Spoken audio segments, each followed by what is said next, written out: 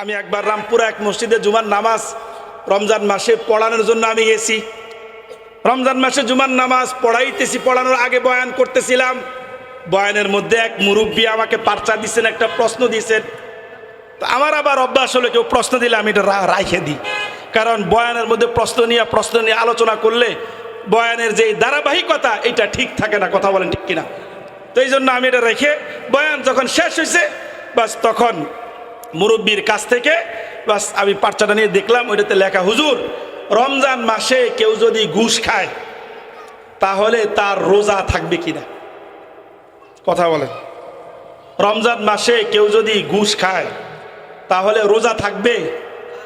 ওই যে কয়ে ফেলাইছে, মাছটা দিয়ে ফেলাইছে যে রমজান মাসে রোজা রাখলে আপনার ঘুষ খাইলে রোজা থাকবে না। আচ্ছা, ঘুষ যে খায় এটা কি প্লেটে ভাত তরকারি পাকায়া খায়?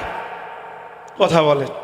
এটা কি সালাদ হিসাবে খায়, মাছ হিসাবে খায়, গোশত হিসাবে খায়? হ্যাঁ, এটা বলতে পারেন হুজুর এই টাকাটা দিয়ে হয়তো বা বাজার করে।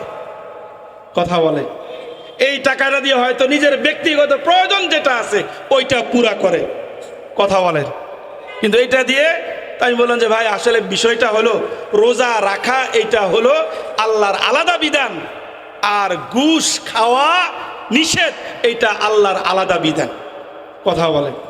রোজার জায়গা ঠিক থাকবে, রোজা রাখতে হবে, কিন্তু কেউ যদি রোজা রাখা ঘুষও খায়, রোজা রাখা অন্যায় কাজ করে তাহলে তার গুনাহটা আলাদা হবে। কথা বলেন ঠিক কিনা?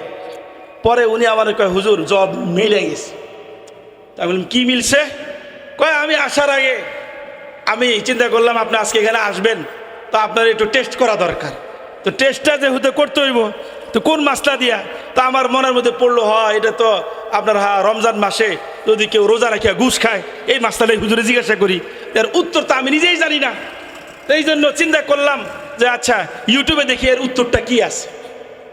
তাহলে বোঝা গেল আমাদের মধ্যে এরকম লোকও আছে যে যারা নিজেদের ব্যক্তি জীবন, নিজেদের শরীয়তের মতো গুরুত্বপূর্ণ বিষয়ে আলেমদের সাথে কোরআন হাদিসের দিকে পরামর্শ না করে, কোরআন হাদিস থেকে গ্রহণ না করে ইউটিউবের দিকে ফিরে কথা বলেন ঠিক কিনা?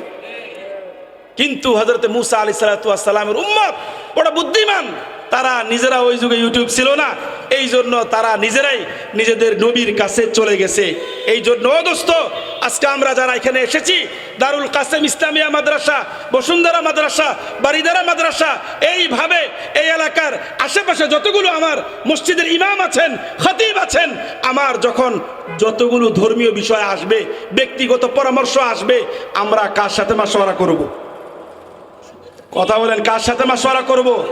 আলেমদের সাথে। দুই মাসলায় আলেমদের সাথে বর্তমানে মাশওয়ারা করে। এক মাসলা হলো তালাক, আর এক মাসলা হলো মিরাজ, সম্পত্তি পাওয়ার মাসলা। কথা বলে।